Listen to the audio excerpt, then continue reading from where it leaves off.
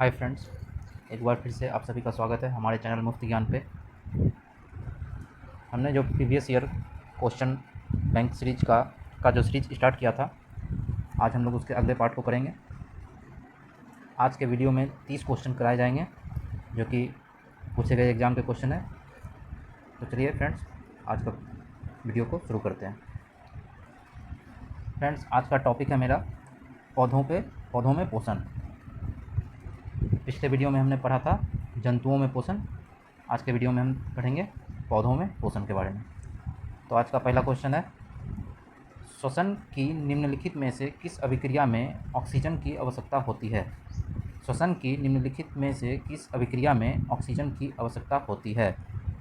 Friends, इसका सही उत्तर होगा ऑप्शन नंबर बी, पैरुवेट का CO2 H2O और ऊर्जा में रूपांतरण होना। चलते हैं नेक्स्ट क्वेश्चन की तरफ। क्वेश्चन नंबर 2, निम्नलिखित में से कौन से पौधों में संग्रहित कार्बोहाइड्रेट है? निम्नलिखित में से कौन से पौधों में संग्रहित कार्बोहाइड्रेट है? फ्रेंड्स, इसका सही उत्तर होगा starch, option number D. Starch जो है पौधों में संग्रहित कार्बोहाइड्रेट है। चलते हैं नेक्स्ट क्वेश्चन की तरफ। क्वेश्चन नंबर 3, रंगहीन लवक कलरलेस प्लास्टिड्स को क्या कहते हैं? रंगहीन लवक कलरलेस प्लास्टिड्स को क्या कहा जाता है? फ्रेंड्स, इसका सही उत्तर होगा option number A, leucoplast. Leucoplast को ही हम रंगहीन लवक कहते हैं।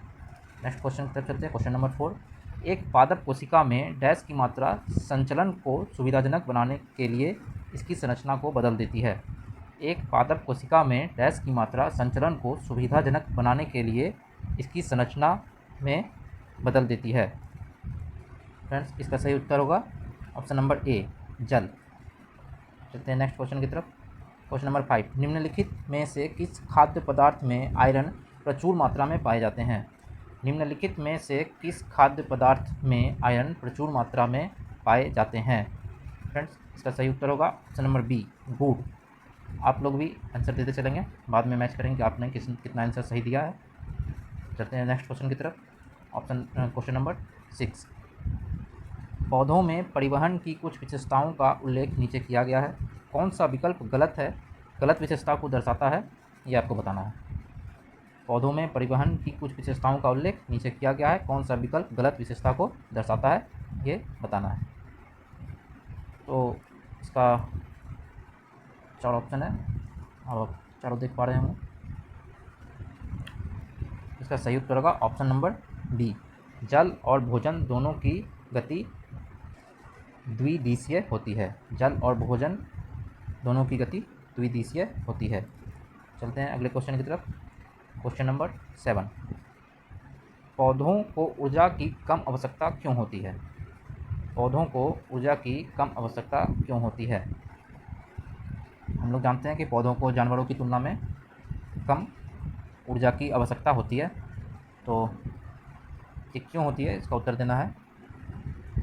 इसका सही उत्तर होगा ऑप्शन नंबर डी, क्योंकि उनमें अत्यधिक मृत कोशिकाएं पाई जाती है, इसलिए उन्हें ऊर्जा की कम आवश्यकता होती है।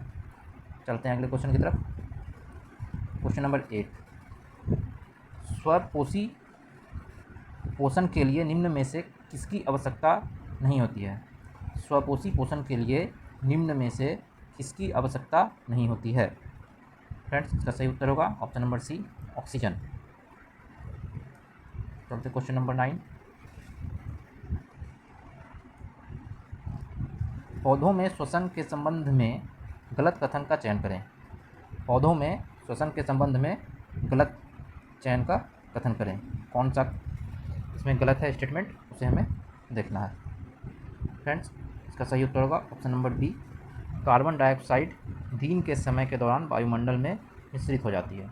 ये गलत है कथन, बाकी हमारा सारा कथन, तीनों कथन सही है। चलते हैं नेक्स्ट क्वेश्चन की तरफ। क्वेश्चन नंबर 10, निम्न में से गलत कथन की पहचान कीजिए। निम्न में से गलत कथन की पहचान कीजिए। इसका सही उत्तर होगा ऑप्शन नंबर बी, पौधों से निकलने वाले कई अपशिष्ट उत्पाद तारक केंद्र में जमा हो जाते हैं। ये कथन गलत है, बाकी हमारा तीनों कथन सही है। चलते हैं अगले क्वेश्चन नंबर 11।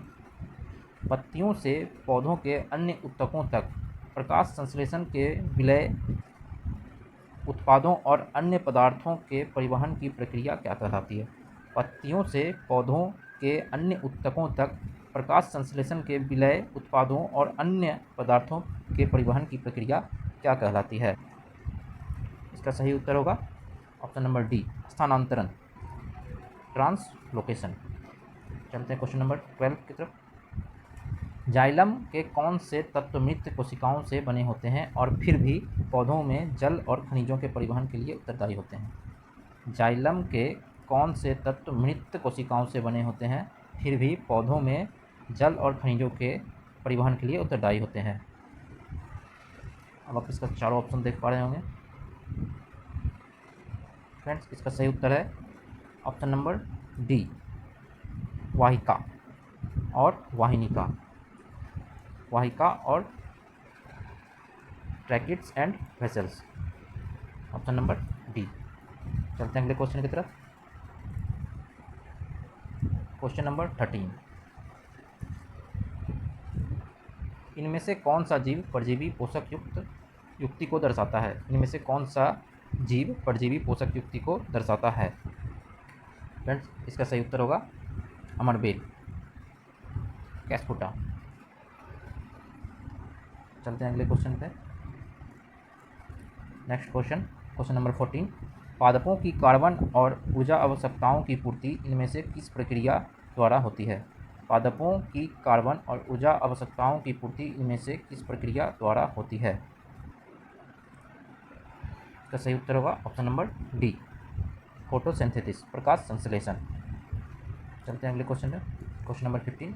भोजन के संग्रहण के लिए जाइलम की कौन सी कोशिकाएं उत्तरदायी है? भोजन के संग्रहण के लिए जाइलम की कौन सी कोशिका उत्तरदायी है? इसका सही उत्तर होगा ऑप्शन नंबर सी, पैरेन्काइमा। चलते हैं नेक्स्ट क्वेश्चन पे। इनमें से कौन सा जाइलम का एक घटक नहीं है? इनमें से कौन सा जाइलम का एक घटक नहीं है? इसका सही उत्तर होगा सहचर, सहचर साथी कोशिका, companion cell, option number C. चलते हैं अगले क्वेश्चन की तरफ। Question number 17। प्रकाश संश्लेषण की प्रक्रिया के दौरान निम्नलिखित में से किसका उत्पादन अपशिष्ट उत्पाद के रूप में होता है? प्रकाश संश्लेषण की प्रक्रिया के दौरान निम्नलिखित में से किसका उत्पादन अपशिष्ट उत्पाद के रूप में होता है? फ्रेंड्स, इसका सही उत्तर होगा ऑप्शन नंबर डी, ऑक्सीजन। चलते हैं नेक्स्ट क्वेश्चन की तरफ। Question number 18। वायुमंडलीय दाब और वाष्पोत्सर्जन की दर एक दूसरे के डैश होती है? वायुमंडलीय दाब और वाष्पोत्सर्जन की दर एक दूसरे के डैश होती है?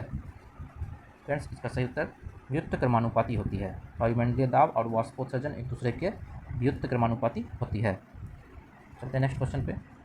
प्रकाश संश्लेषण के प्रयोगों में स्टार्च की उपस्थिति क्यों मापते हैं? फ्रेंड्स, यहाँ थोड़ा मिसप्रिंट हो गया है, यहाँ पे मापते होगा वो है। प्रकाश संश्लेषण के प्रयोग में स्टार्च की उपस्थिति क्यों मापते हैं? इसका सही उत्तर होगा ऑप्शन नंबर डी, निर्मित ग्लूकोज स्टार्च में रूपांतरित हो जाता है। निर्मित ग्लूकोज स्टार्च में रूपांतरित हो जाता है। फ्रेंड्स, हम जानते हैं प्रकाश संश्लेषण की प्रक्रिया द्वारा जो ग्लूकोज बनता है वो C6H12O6 है, जो कि एक प्रकार का कार्बोहाइड्रेट होता है। चलते हैं अगले क्वेश्चन की तरफ। Question number 20। पौधों में परिवहन की प्रक्रिया के लिए मुख्यतः विसरण उत्तरदायी होता है, हालांकि कुछ पदार्थों के परिवहन के लिए ऊर्जा की आवश्यकता होती है।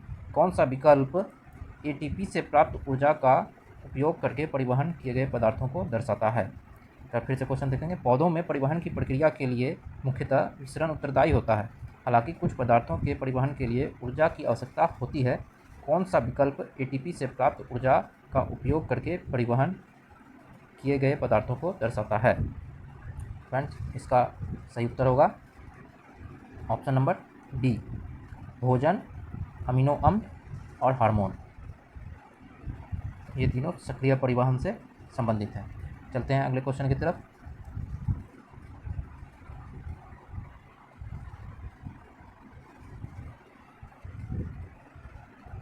पौधों के पोषण के संबंध में निम्नलिखित में से कौन सा कथन गलत है?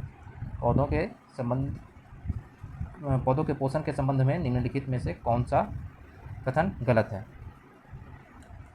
यहाँ 4 कथन दिया हुआ है, इन चारों को आप देखेंगे कौन सा इसमें से गलत है। फ्रेंड्स, इसका सही उत्तर होगा ऑप्शन नंबर ए। जल द्वारा खनिजों और पोषक तत्वों का अवशोषण मंद होता है, यह ऑप्शन गलत है। बाकी हमारा तीनों ऑप्शन सही है। चलते हैं नेक्स्ट क्वेश्चन की तरफ। Question number 22। भोजन और अन्य पदार्थों का परिवहन ऊपर और नीचे दोनों दिशाओं में आसन्न सहचर कोशिकाओं की सहायता से चालनी नलिकाओं में होता है, यह प्रक्रिया क्या कहलाती है? फिर से क्वेश्चन रिपीट करते हैं एक बार। भोजन और अन्य पदार्थों का परिवहन ऊपर और नीचे दोनों दिशाओं में आसन्न सहचर कोशिकाओं की सहायता से चालनी नलिकाओं में होता है, यह प्रक्रिया क्या कहलाती है? फ्रेंड्स, इसका सही उत्तर होगा ऑप्शन नंबर डी, स्थानांतरण। चलते हैं नेक्स्ट क्वेश्चन पे।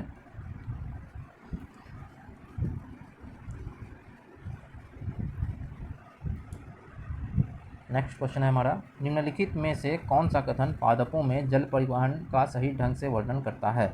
निम्नलिखित में से कौन सा कथन पादपों में जल परिवहन का सही ढंग से वर्णन करता है? ये 4 ऑप्शन है, इनसे देखेंगे कौन सा सही ऑप्शन है। फ्रेंड्स, इसका सही उत्तर होगा ऑप्शन नंबर बी। वह प्रक्रिया जिसमें रंध्रों द्वारा जल वाष्प के रूप में जल की हानि होती है, वाष्पोत्सर्जन कहलाती है। वह प्रक्रिया जिसमें रंध्रों द्वारा जलवाष्प के रूप में जल की हानि होती है, वाष्पोत्सर्जन कहलाती है। Option number D. चलते हैं नेक्स्ट क्वेश्चन। Question number 24। प्रकाश संश्लेषण के संबंध में इनमें से कौन सा कथन गलत है? प्रकाश संश्लेषण के संबंध में इनमें से कौन सा कथन गलत है? इसका सही उत्तर होगा ऑप्शन नंबर ए। प्रकाश संश्लेषण में कार्बन डाइऑक्साइड का ऑक्सीकरण कार्बोहाइड्रेट में होता है। ऑप्शन नंबर ए, ये ऑप्शन इसका गलत है। बाकी 3 ऑप्शन सही है। प्रकाश संश्लेषण में कार्बन डाइऑक्साइड का ऑक्सीकरण कार्बोहाइड्रेट में होता है, इसका सही उत्तर होगा ऑप्शन नंबर ए। चलते हैं नेक्स्ट क्वेश्चन पे। Question number 25। निम्न में से कौन से घटक प्रकाश संश्लेषण के लिए आवश्यक हैं? निम्न में से कौन से घटक प्रकाश संश्लेषण के लिए आवश्यक हैं? इसका सही उत्तर होगा option number D, carbon dioxide, जल, सूर्य का प्रकाश और वर्णहरित chlorophyll. Option number D.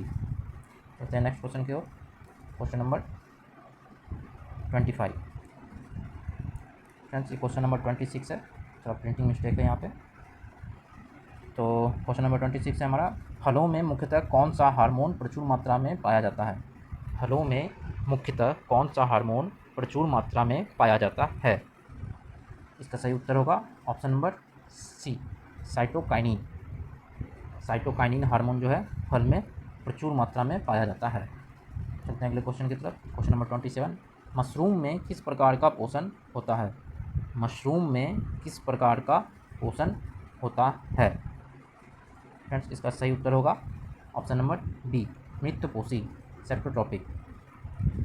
मृतपोषी, option number B, saprotrophic. चलते हैं अगले क्वेश्चन की ओर। प्रकाश संश्लेषण के दौरान जल में 6 अणु बनते हैं। प्रकाश संश्लेषण के दौरान जल में 6 अणु बनते हैं।